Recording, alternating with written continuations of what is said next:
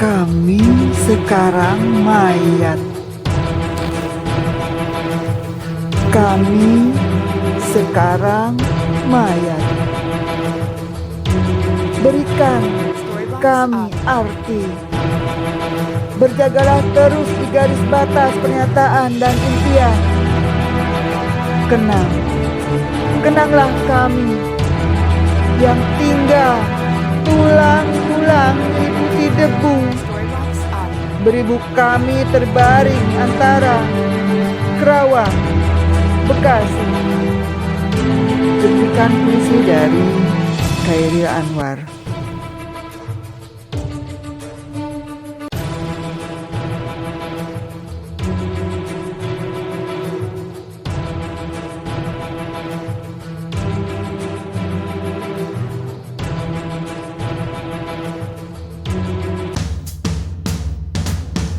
Oke, assalamualaikum warahmatullahi wabarakatuh. Kembali dengan mata pelajaran IPS kelas 9 dari tentang Proklamasi Kemerdekaan Indonesia. Sebelum menyimak materi tentang Proklamasi Kemerdekaan Indonesia, jangan lupa like dan subscribe. Terima kasih.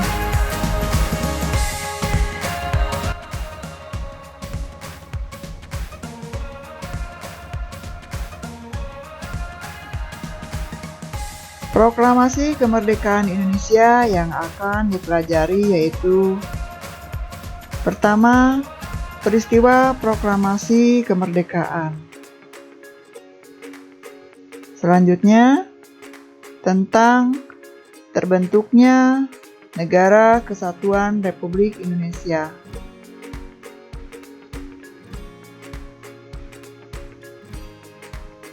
Proklamasi Kemerdekaan.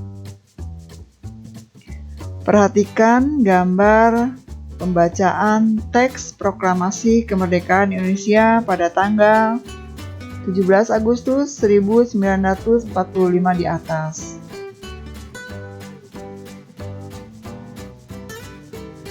Siapakah yang membacakan teks proklamasi? Di mana proklamasi kemerdekaan dibacakan? Mengapa perlu proklamasi kemerdekaan? Dan bagaimana maknanya bagi kehidupan bangsa Indonesia pada masa sekarang?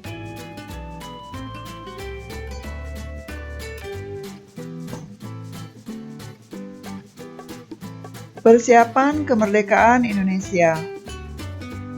Menjelang akhir tahun 1944, posisi Jepang dalam Perang Asia Pasifik semakin terdesak. Satu demi satu daerah jajahannya jatuh ke tangan pasukan sekutu. Jepang mencari dukungan kepada bangsa-bangsa yang diduduki dengan memberikan janji kemerdekaan.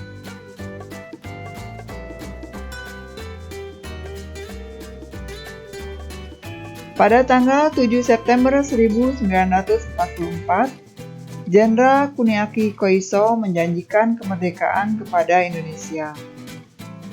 Dan ini dikemukakan di depan parlemen Jepang dengan tujuan untuk menarik simpati Indonesia. Sebagai pembuktiannya, ia mengizinkan pengibaran bendera merah putih di kantor-kantor, tetapi harus berdampingan dengan bendera Jepang.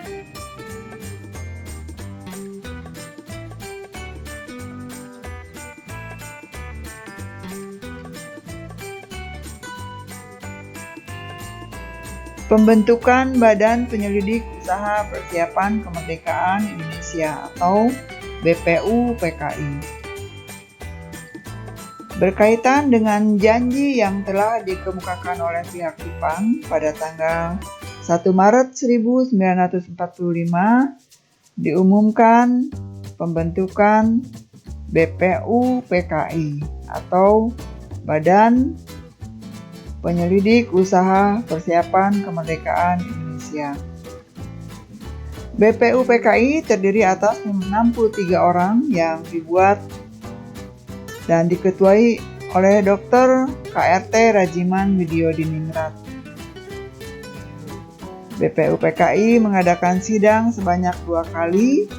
Sidang pertama dilaksanakan tanggal 29 Mei sampai 1 Juni 1945 dan sidang kedua dilaksanakan tanggal 10 sampai 17 Juni 1945.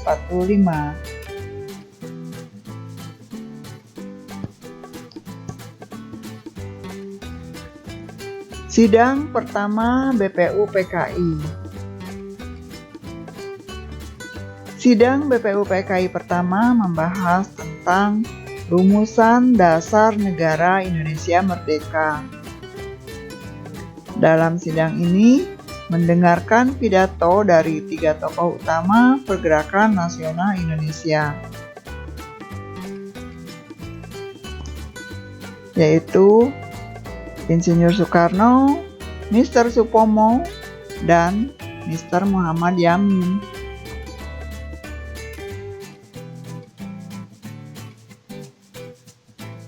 Mr. Muhammad Yamin pada tanggal 29 Mei tahun 1945 mengemukakan yaitu tentang pertama, peri kebangsaan, kedua, peri kemanusiaan, yang ketiga, peri ketuhanan, keempat, peri kerakyatan, dan 5, kesejahteraan rakyat. Mr. Supomo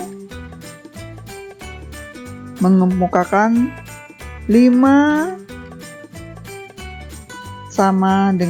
poin sama dengan yang disampaikan oleh Mr. Muhammad Yamin, tetapi isinya berbeda. Yang pertama yaitu tentang persatuan, kedua kekeluargaan, ketiga keseimbangan, lahir batin, keempat musyawarah, dan kelima keadilan rakyat.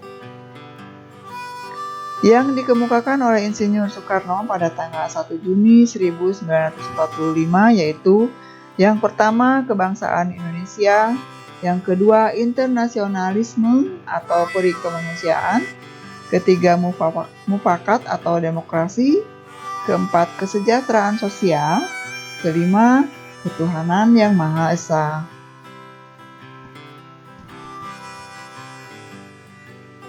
Gagasan mengenai rumusan 5 sila dasar negara Republik Indonesia yang dikemukakan oleh Insinyur Soekarno tanggal 1 Juni 1945 dikenal dengan istilah Pancasila.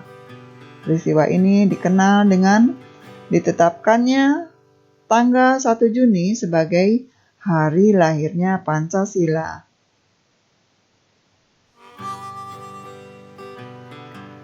Sampai akhir masa sidang pertama ini, belum ditemukan kesepakatan rumusan dasar negara Republik Indonesia yang benar-benar tepat. Oleh karena itu, dibentuklah suatu panitia kecil yang beranggotakan 9 orang yang diketuai oleh Insinyur Soekarno.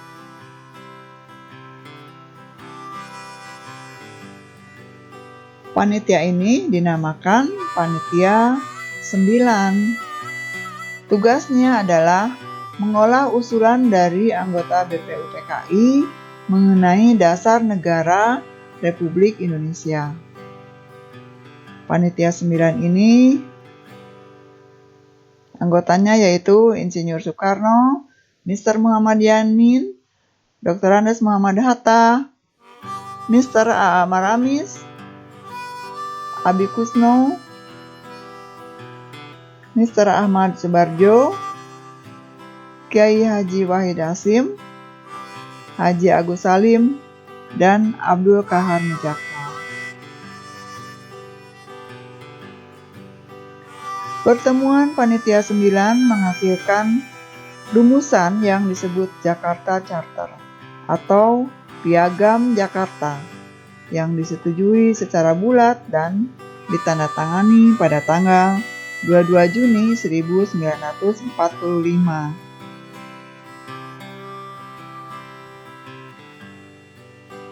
Sidang kedua BPU PKI. Sidang kedua BPU PKI ini membahas rencana Undang-Undang Dasar dan membicarakan bentuk negara. Selanjutnya, BPU PKI membentuk panitia kecil yang beranggotakan 19 orang untuk mempercepat kerja. Sidang panitia ini bernama Panitia Perancang Undang-Undang Dasar yang diketuai oleh Insinyur Soekarno. Piagam Jakarta dijadikan sebagai inti dari pembukaan Undang-Undang Dasar 1945.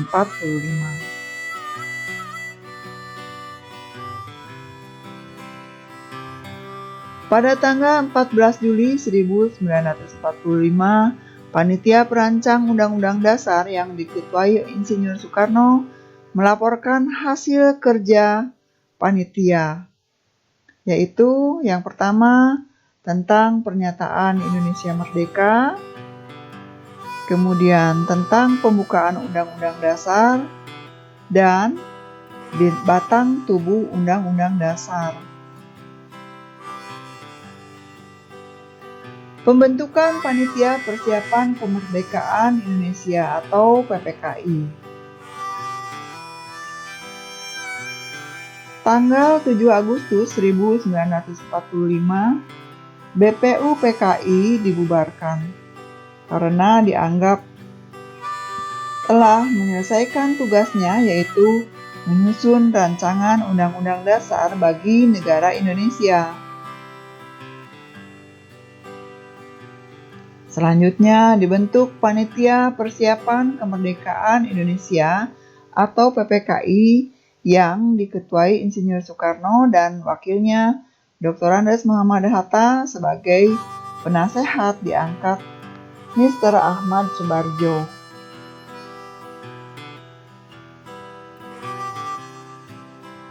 Pada awal pembentukan jumlah anggota PPKI terdiri atas 21 orang, kemudian ditambah 6 orang, sehingga jumlahnya menjadi 27 orang. Tugas utama PPKI adalah mempersiapkan segala sesuatu berkaitan dengan keperluan pergantian kekuasaan dari pihak Jepang kepada bangsa Indonesia.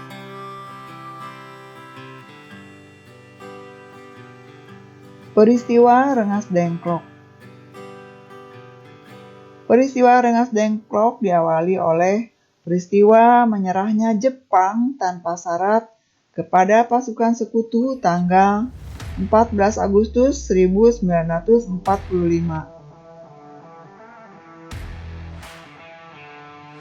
Berita tentang menyerahnya Jepang kepada sekutu diketahui oleh beberapa tokoh pemuda, terutama Sultan Syahrir.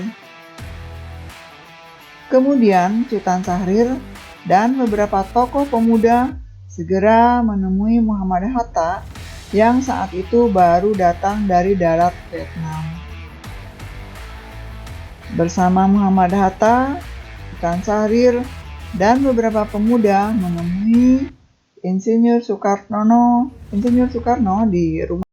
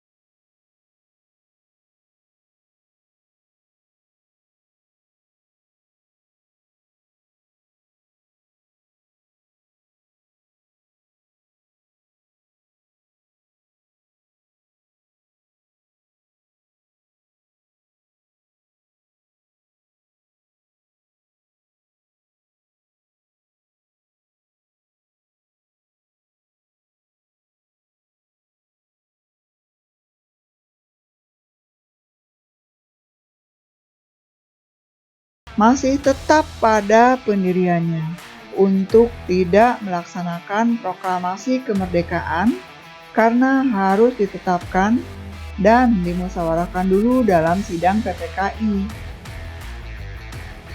Di tengah suasana tersebut, Ahmad Subarjo datang beserta sekretaris pribadinya, Sudiro, pada pukul 15 waktu Indonesia bagian Barat. Ahmad Subarjo memberitahukan kabar menyerahnya Jepang kepada sekutu. Mendengar berita itu, Soekarno-Hatta akhirnya bersedia memproklamasikan kemerdekaan Republik Indonesia di Jakarta. Perumusan teks proklamasi kemerdekaan Indonesia. Pada malam hari 16 Agustus 1945, pukul 20 waktu Indonesia bagian Barat, Soekarno-Hatta beserta rombongan berangkat menuju Jakarta. Mereka tiba di Jakarta pada pukul 23.00, lalu menuju rumah kediaman Laksamana Maeda. Tempat ini dianggap aman dari ancaman militer Jepang, karena Laksamana Maeda adalah kepala kantor penghubung Angkatan Laut di daerah kekuasaan Angkatan Darat.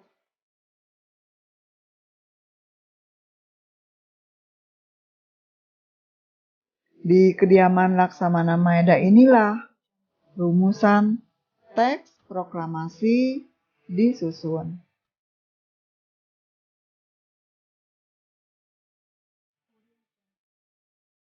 Insinyur Soekarno menuliskan konsep proklamasi kemerdekaan Indonesia yang akan dibacakan keesokan harinya. Muhammad Hatta dan Ahmad Subarjo menyumbangkan pikiran secara lisan. Kalimat pertama dari teks proklamasi merupakan saran Ahmad Subarjo, sedangkan kalimat terakhir merupakan sumbangan dari Muhammad Hatta.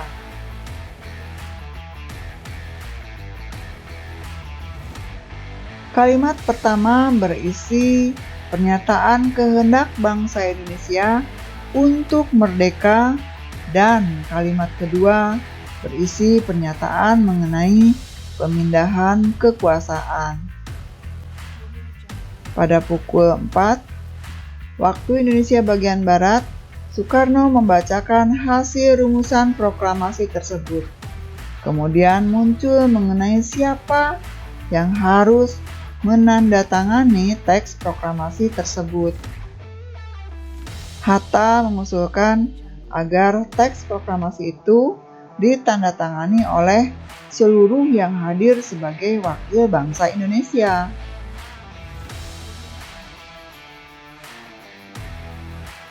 Soekarni dari golongan muda mengajukan usul bahwa teks proklamasi tidak perlu ditandatangani oleh semua yang hadir, tetapi cukup oleh Insinyur Soekarno.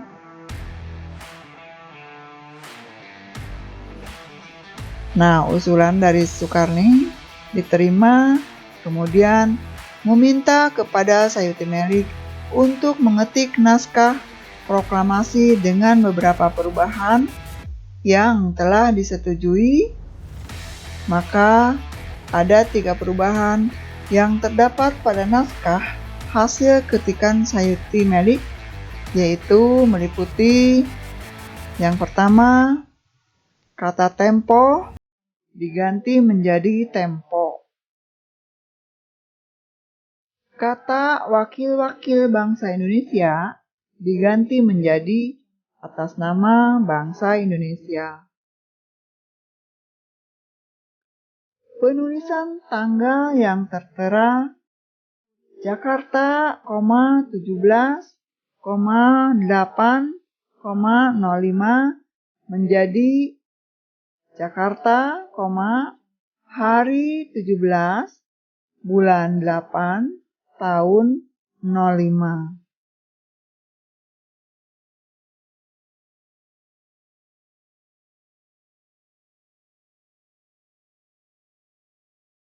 Soekarni dari golongan muda mengajukan usul bahwa teks proklamasi tidak perlu ditandatangani oleh semua yang hadir, tetapi cukup oleh Insinyur Soekarno.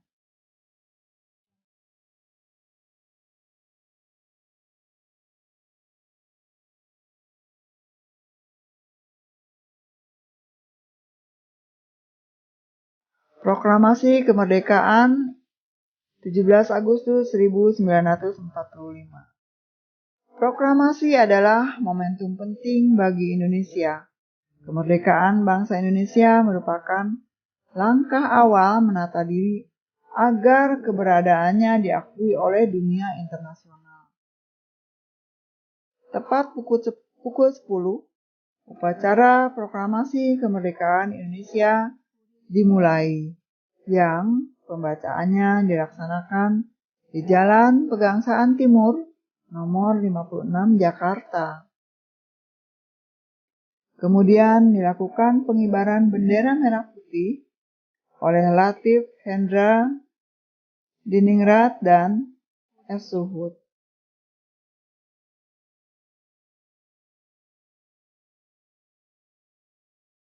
Upacara proklamasi ditutup oleh sambutan Wali Kota Jakarta, pada saat itu dijabat oleh Suwiryo dan Dr. Muwardi.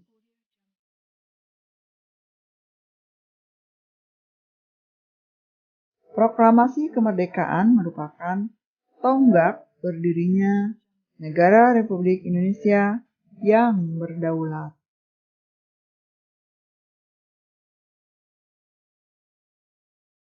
Sambutan rakyat terhadap proklamasi kemerdekaan. Sebagian besar rakyat Indonesia dapat dengan cepat menanggapi hakikat dan makna proklamasi itu. Namun, ada juga yang menanggapi kemerdekaan itu adalah bebas dari segala-galanya, sehingga mereka berusaha melawan kekuatan yang selama ini membelenggunya. Sikap inilah yang pada gilirannya memunculkan perlawanan-perlawanan baik terhadap tentara Jepang maupun kepada penguasa pribumi yang pada zaman kolonial Belanda maupun Jepang berpihak kepada penjajah. Rapat raksasa di lapangan Ikada.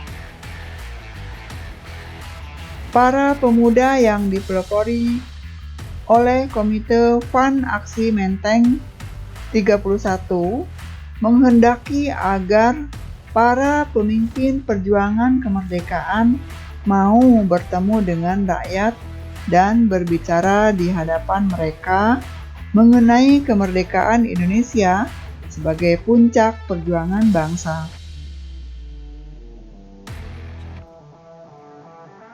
Presiden dan wakil presiden serta para menteri kemudian menuju ke lapangan Ikada, yang ternyata lapangan Ikada telah dipenuhi oleh massa yang lengkap dengan senjata tajam.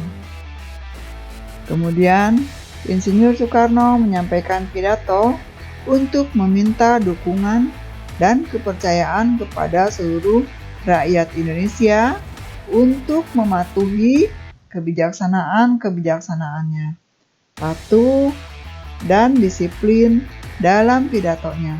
Kemudian Soekarno memerintahkan massa untuk bubar dengan tertib.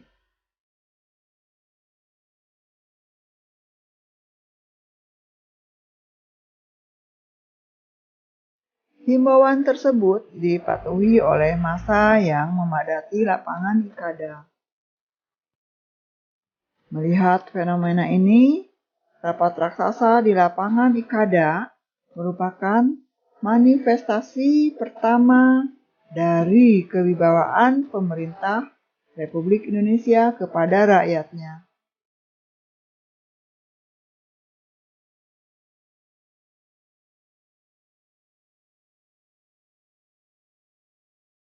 Tanggapan di berbagai daerah terhadap proklamasi. Rasa syukur atas kemerdekaan dilakukan dengan berbagai cara. Doa syukur berkumandang di tempat-tempat ibadah.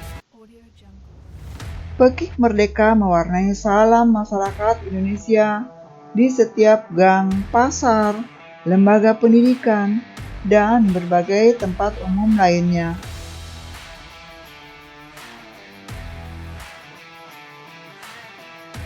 Selanjutnya, bagaimana proses terbentuknya Negara Kesatuan Republik Indonesia?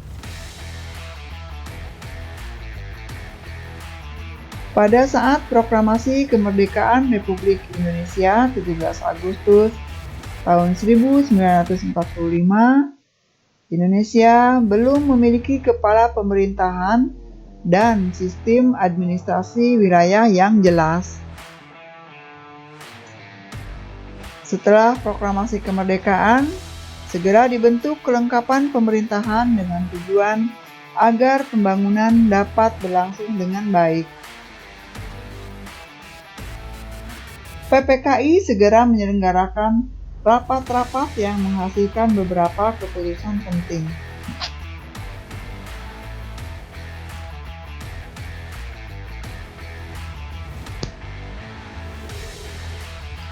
Hasil dari sidang PPKI meliputi pertama tentang pengesahan Undang-Undang Dasar 1945,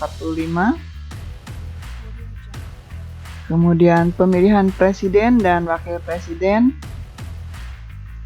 pembagian wilayah Indonesia, pembentukan kementerian, pembentukan Komite Nasional Indonesia Pusat atau disebut juga KNIP, dan membentuk kekuatan pertahanan dan keamanan. Oke, selesai sudah materi tentang proklamasi kemerdekaan Indonesia. Semoga bermanfaat. Assalamualaikum warahmatullahi wabarakatuh.